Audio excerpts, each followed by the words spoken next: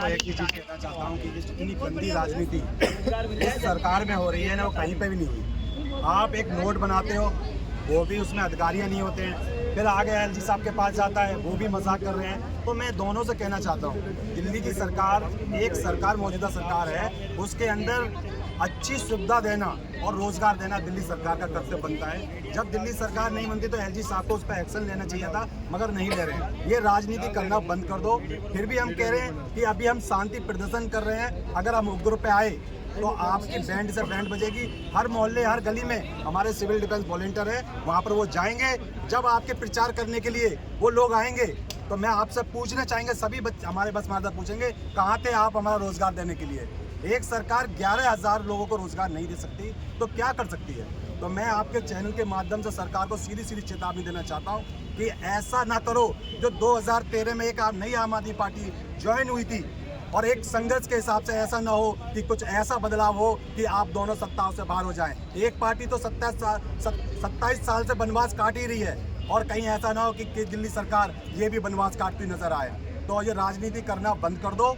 हमारे बस मार्शल हैं, अगर पॉलिसी बनाने में दिक्कत क्या है, जैसे अतिशी मैडम कहती हैं कि वो सर्विस डिपार्टमेंट एलजी साहब के पास में है, तो मुख्यमंत्री जाके एलजी साहब से बात करे और एलजी साहब से उसका निर्णय निकाल के लाए।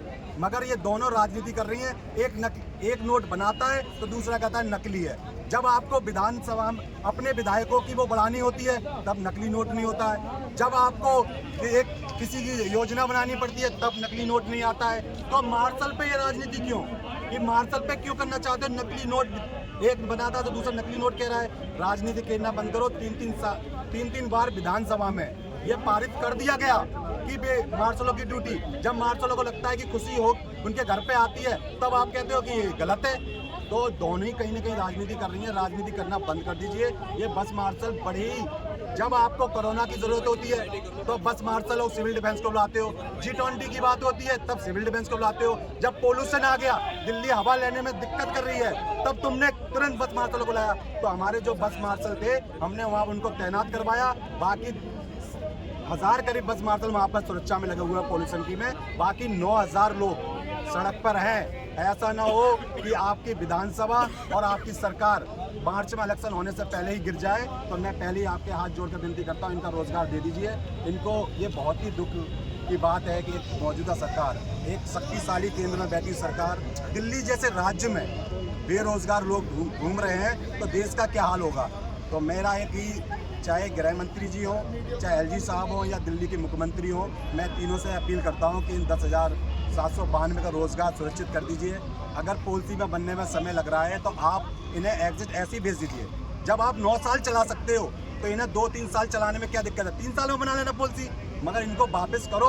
अगर इन्हें वापस नहीं किया तो तुम गली मोहल्ले में जो तुम्हारे प्रत्याशी आएंगे उन पे टमाटर और मुंह काला करके उन्हें वहाँ से भगाया जाएगा और उनका वोट प्रतिशत बिल्कुल गिरने वाला है। और ऐसा ना हो कि तुम जो पार्टी बदलना बदली खेल रहे हो और सपना देख रहे हो आने का दिल्ली में, वो नहीं आ पाओगे। ये बस मार्शल की एक वादा है। जब बस मार्शल कोरोना जैसी मुसीबतों से लड़ सकता है, अपनी ज़िंदगी दांव पे लगा सकता है, तो याद रखना कि यही बस मार्शल तुम्हारा प्रचार भी खराब कर सकता है। आओ गलियों में, जूतों की माला तुम्हारे लिए तैयार होगी।